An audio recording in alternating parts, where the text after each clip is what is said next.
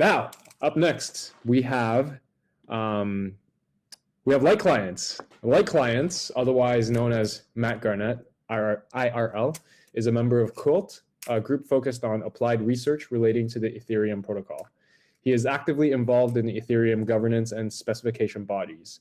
He is particularly well known as a champion of EIP 3074, which proposes adding AUTH and AUTHCALL opcodes to Ethereum.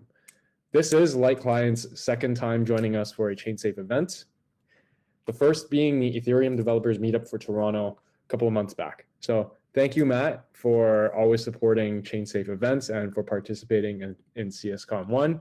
Today, he'll be talking to us about Ethereum Accounts of the Future. So Matt, feel free to unhide your camera, unmute your microphone. Hi, Tim. What's up? What's up? Thanks for having me. It's fun coming to the ChainSafe events. Love it. Love when you participate in any of our events. So I'll let you take it away. Sweet. Let me share my screen. So this is kind of an extension of a talk that I gave earlier at the ChainSafe's Ethereum Toronto meetup. And it's kind of funny because a lot of talks that I seem to give for ChainSafe events, I then take to like larger conferences. So I gave the 3074 talk at the ChainSafe event earlier in May. And then my coworker and I presented basically the same talk again at ECC. So if you guys are coming to ChainSafe events, you guys are really getting this like really good alpha. I would guess that this is a kind of a presentation I'll give at another conference here, maybe next year or something. But if you haven't seen this 3074 talk that we gave at ECC or the one that we gave to ChainSafe, I recommend checking that out. This is kind of an extension of it. And I will talk a little bit about some of the points that I talked about in that talk, but this is really going to talk about more about what the future could look like in many different ways, rather than just focusing on this one EIP, this EIP 3074 that Tim mentioned. So with that said, like Tim said, my name is Matt. I go by the lightclient on the internet. This is my avatar, if neither of those names ring a bell. And today I want to talk about what I think the future of accounts in Ethereum could look like. So before we talk about what the future of accounts at Ethereum could look like, we should look at what accounts today look like. And so there's really these two types of accounts. There's the externally owned account, which we tend to abbreviate as EOA, and then there are smart contract accounts. And when you think about an account or like a wallet that you have, you generally are thinking about this term EOA, externally owned account. This is what your Rainbow wallet is or MetaMask. It's controlled by a private key, and it has the special property that it can originate transactions. And by originate transactions, I mean that it could kick off the process of a transaction executing. This is something that a smart contract can't do today. So you could deploy some sort of smart contract wallet, and you would still need to have an externally owned account that originates transactions that go through your smart contract wallet. The caveat of this is that EOAs cannot today execute code, while the smart contract accounts can execute code. And so we have this sort of conundrum where we have these two nice things of functionality, originating transactions, executing code, and we have two types of accounts that are doing one but not the other. So that was like a recap of the accounts that we have today. Why are we even talking about what accounts could look like in the future? What's wrong with accounts today? If you're wondering what's wrong with accounts today, you must not be using Ethereum very much, because it's incredibly painful to use Ethereum. And there's quite a few problems that we have. So for one, and probably the most painful thing, is you generally need a separate transaction for token approvals. This is, to me, one of the most frustrating things about using Ethereum, and one of the reasons that I use Ethereum so infrequently is because I don't like having to start using a new dApp and approve 3 or 4 transactions. I think that as we start, expanding with more complicated applications, having this tendency to correlate actions one-to-one with transactions is not going to allow us to scale the complexity of some of these systems. Then there's this other really bad problem that if you lose your private key, you're pretty much done. There's no defense against this today. If you're using just an externally owned account, you can write down your mnemonic somewhere, but we know human nature. We write it on a piece of paper, pen it to a refrigerator, put it in an envelope somewhere, and it somehow gets lost. or there are catastrophic events like natural disasters that can really make you just fully lose everything in your home. And so this is a problem that's keeping us from really reaching mainstream adoption with people. It's also not possible to perform actions without Ether because EOAs are originating transactions and they have to use Ether to pay for those transactions. So as these platforms continue to grow and expand and we bring more people into the fold and we start paying them with different currencies other than just Ether, now they have to go acquire Ether before they can move any of their assets. This is really not ideal. And all of these problems tend to come from this root problem that contracts are authenticating everything with this message.sender concept. So in Solidity, there's this thing called message.sender. And if we look at the transfer function for an ERC20, we can see, if we zoom in on the second line here, that the message.sender it's not a parameter to this transfer function. The two parameters are to and value. Message.sender is actually like a context variable that exists within the EVM. And the sender of the message is actually the account that is having the value deducted from it. And the reason I say that this is like an authentication mechanism is that this function is assuming that because this function was called by a certain user, that user passed the to and value fields and made the call, and therefore they are okay with whatever the outcome of this function is. And so that's basically like the kind of implicit authorization that we are relying on when we have assets controlled by the message.sender. And just to like hammer this home, if you think about like a more complicated call graph where you have some user EOA originating a transaction to contract A, this is the only time in the call flow where you have message.sender equal to that EOA's address.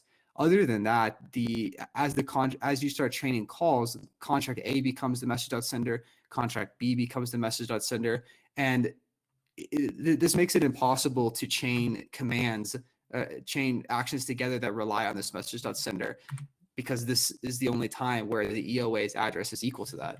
So, to move beyond that, to solve this, we have like a few solutions. And for a while, people have thought like smart contract wallets is the way to fix this. And if you like look back at what people thought in 2015, 2016, maybe 2017, we thought every Ethereum user is going to have a smart contract wallet, and this is going to be the best way of interacting with the chain. And maybe it was back then when fees were, when it cost 10, 20 cents to deploy a smart contract wallet, but now it costs $20 to $200 to deploy some sort of proxy contract. And even if you do have a smart contract wallet, it's not a very seamless user experience interacting with dApps. So I don't think that this is really a solution that's going to reach the mainstream unless we do something at the protocol to improve what we have. So this kind of gets back to the original point, is like, okay, what can we do in the future to improve accounts and make it better, fix these UX problems? And so these were the two types of accounts. They both sort of have some functionality that the other doesn't. So what if I just told you that it was possible to both originate transactions and execute code, rather than having these two types of accounts that just do one or the other? And that sort of leaves us with these two scenarios where we can either allow contracts to originate transactions because they can't today, or we can let EOAs execute code because they can't today. If we look at this first one, let contracts originate transactions, this is an idea that's existed for quite a while, and we tend to refer to this as account abstraction. This is probably a term that you've heard thrown around here and there, but it's been around for quite a long time. This is kind of the original abstraction EIP that Vitalik proposed in 2016. And it was the first sort of proposal of, hey, let's have some sort of way of allowing contracts to originate transactions. And I realized as I was making this slide that he posted this on April 1st. And now I'm starting to think, like, was this just a joke this whole time? Like, we've spent quite a while working on account abstraction. Was this really an April Fool's that's gone too far? I don't know. I think that account abstraction is definitely a good proposal. In fact, the Quilt team worked with Vitalik to write this EIP 2938. And I'll just give you a quick summary of how account abstraction works if you're not really familiar with this flavor, this protocol flavor, 2938. So if you take a transaction, you could allow account abstraction to occur by instantiating the call into the target of the transaction. And by target, I mean, if you look at the transaction to field, this is the target that the transaction is going. So you would fill that target field with whatever your smart contract wallet is. And so then whenever the EVM is executing in that frame, your smart contract wallet, the caller would just be set to some constant address, like all zeros or all Fs or something like that. Then you would allow that transaction to execute up to a client configurable amount of gas. And if the transaction in that amount of gas does not call this opcode pay gas that's introduced in 2938, then you consider the transaction invalid. If it does call pay gas, then the transaction is considered authenticated and it may continue executing up to the gas limit. Because when you call pay gas, you're basically saying, I have performed the validation logic necessary. This is a transaction that has been authorized by the owner of this contract, and therefore I'm willing to pay this gas price times this gas limit to continue executing it. And we can frame the way that EOAs work today in the same manner. You can imagine that this 21,000 gas that you pay as like an intrinsic cost for all transactions could be this in value. And in that in value, you could imagine that every EOA is a really short smart contract that basically takes the signature of the transaction and recovers the address that's sending it. And then it looks into the state to determine, is the nonce of this transaction correct? And is the balance of this transaction correct? And if so, then call this pay gas opcode and allow it to continue executing up to the gas limit that it's specified. So this is kind of the nice way of thinking about account abstraction using sort of the way that we understand EOAs to work today. There's also something that I won't talk as much about, but it's important to note that account abstraction is kind of the ultimate theoretical goal for accounts in Ethereum. And moving beyond EOAs and allowing everything to just be a smart contract is a very elegant way of thinking about it. And I think there's a large design space and how to improve the user experience if we do think about, okay, we have these concepts called of EOAs. What if we replace them with some smart contract? And this is something that's not been thoroughly investigated yet, and I think should continue to be investigated. So I just wanted to put that out as a point. And so if we look at what the pros of account abstraction are, we could say that it's a very elegant solution. Like I said, you replace the need for EOAs, and now you only have one account type in Ethereum. And that's very nice to think about in theoretical terms.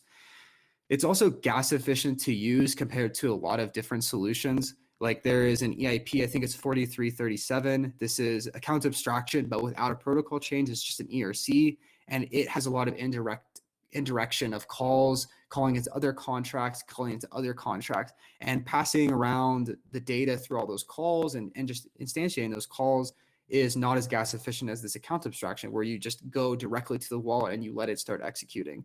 So that's a nice thing about account abstraction. And then, of course, like it solves the UX issues that we had outlined in the beginning. It's not without its cons. That it's expensive to deploy, and that was one of the points about smart contract wallets that I was mentioning earlier, is that even just deploying a proxy contract, which is just kind of like the most minimal thing you can come up with, it's just maybe 200 bytes of code. This is still expensive for users to deploy. And so account abstraction does not fix that. You still have to deploy a contract to the chain and pay for that to happen. Maybe there's this design space like I was talking about where we replace EOAs with a contract, and that could alleviate some of those concerns. But I think generally with account abstraction, you have to pay to migrate your data over. It's also just generally a complicated change, and there is this potential for denial of service if clients are configured incorrectly. And I say it's complicated because this has been around for a really long time. Vitalik had written about this in 2015 about having some sort of account abstraction or abstracting different parts of the protocol away. And we've been working through different ways of approaching this and solving this for about 6 years. So I don't think this is something that's going to be coming immediately after the merge. I think that if we do see account abstraction come to the protocol, this is still several years away from happening. So that leads us to the letting EOAs execute code. We had our solution of letting the contracts originate transactions, and now we're going to look at how to let EOAs just go ahead and execute code. They can already originate transactions, but what if they were able to also execute code in the context of their account? And so one of the first solutions in this space was EAP 2803, rich transactions. Nick Johnson originally wrote this maybe sometime 2019, 2020. And roughly what it allowed is it allowed you to submit a transaction and have an additional field in the transaction that would be a script. And you would just submit EVM bytecode with that script, and it would execute like in the context of that account. And so you could easily have batch transactions by just submitting a script that says, okay, first call my DAI contract to approve, and then call the Uniswap contract to create the swap or whatever. And then we have this other flavor that the Quilt team has worked on a lot over the last year called EAP 3074, and it introduces these two opcodes, AUTH and AUTHCALL. So we spent a lot of time thinking about the best ways of letting EOAs execute code. And, obviously one of the things that we looked at was this rich transactions. How does rich transactions work? What does it take to implement this in the protocol? And what we found is that it's a much more brittle solution than we were able to come up with 3074. It wasn't as flexible to allow the things that we wanted to allow. And it was just generally a larger change than we think that that client developers would see as acceptable. So we focused on 3074, and if you're not familiar with 3074, then the short summary is that it allows EOAs to operate like smart contract wallets. And now just to talk about what does 3074 actually introduce, it gives us these two new opcodes, AUTH and AUTHCALL. So the magic of 3074 really comes from this auth. Basically what auth does is it allows you to submit a signature and a hash, which we call a commit, which is just hashing the actions that you wish to perform, and it recovers the address that signed the full auth message, which includes the commit, and then it sets a new context variable to that address that was recovered. And so we talked about context variables earlier when I was talking about this message.sender concept.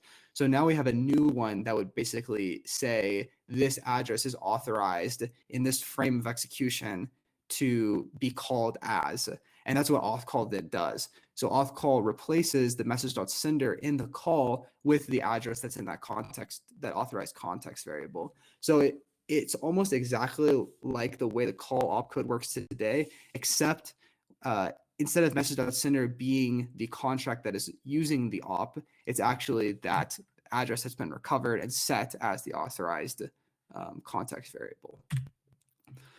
So the high level flow of how a 3074 interaction would look is you have a user that signs a message, and then they send that message on chain and have a contract verifying the message, and then the message is parsed into actions and executed. And concretely what that would look like is you might have something where you say approve DAI and trade for ETH. That would be a message. Or you might say if ETH drops below 1,000, then just buy 1 ETH on Uniswap. That could be another message. And those messages would be signed and submitted to the contract. And then the contract would take the signature and the hash of the message, and it would verify who signed that message. And then once it's verified, it would actually go and parse the action that you submitted and execute them using the AUTHCALL opcode. And so we say that these actions, these auth and AUTHCALL actions, occur within a special contract that we call the invoker contract. And this is a special term for 3074 contracts that are invoking the opcodes. And the reason that it's special is that it enforces the rules that you've encoded in the commit. And if we try to unpack that and understand what types of things it might be enforcing, we should look at what the message format that the users are signing actually is.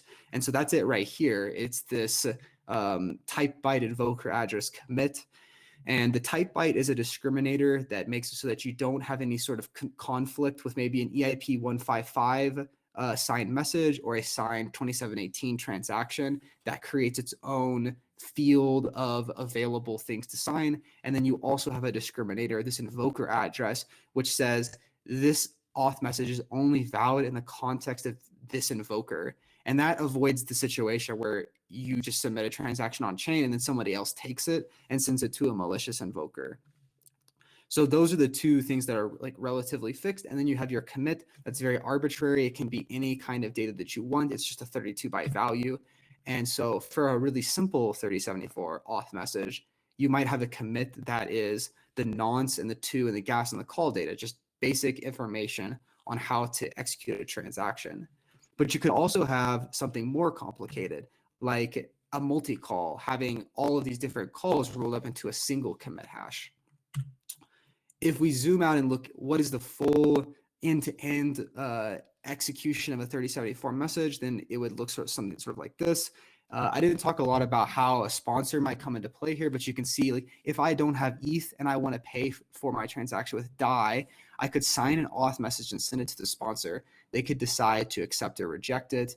And then after that, the transaction that has the auth message in it would be sent to the invoker. The invoker would do that flow like we talked about, where they check the auth of the signature and the commit, set that authorized address. Then they parse and execute the commands down here. And then if you sponsored your transaction, you might transfer a payment to your sponsor via some token contract, and then it ends up returning. So that would basically be the end-to-end flow with a 3074 interaction.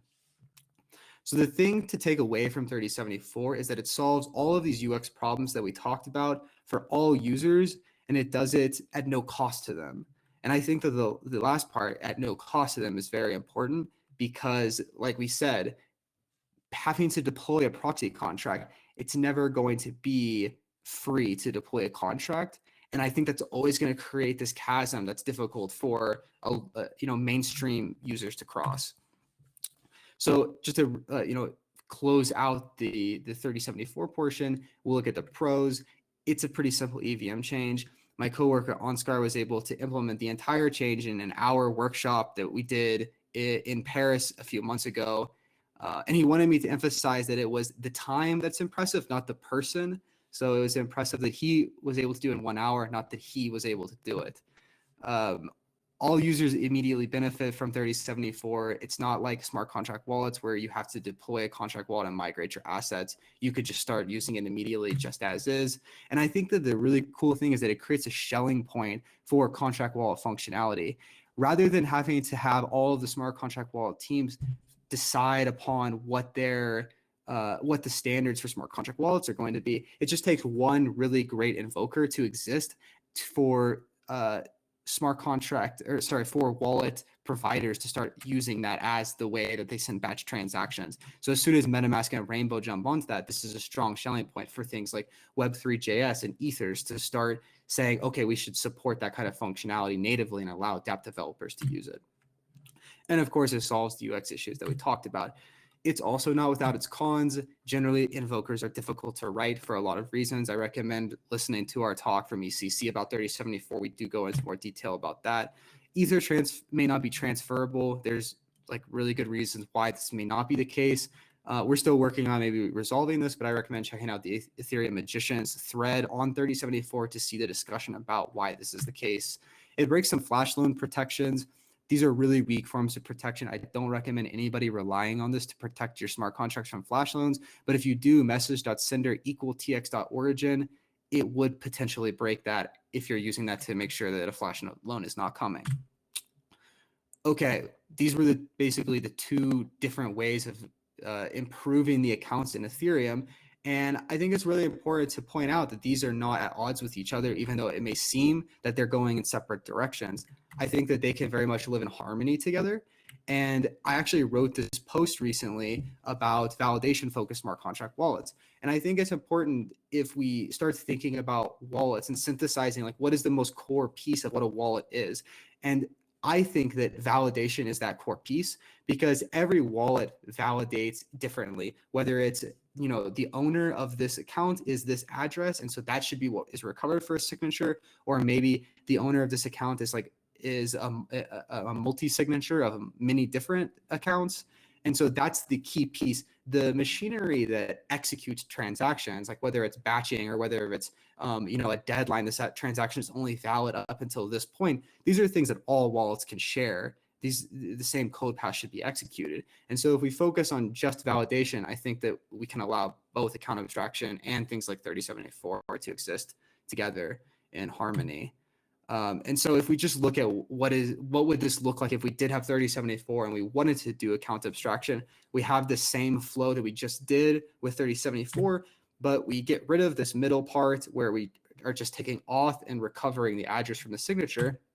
And we add this from address. And so now auth is like, I don't understand the signature or commit.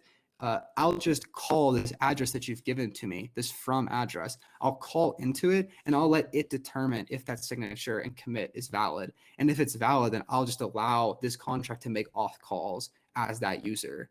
And so in this way, like we're calling into the contract to do the validation rather than imposing top down what the validation logic for all accounts should be. So that was probably a lot of information.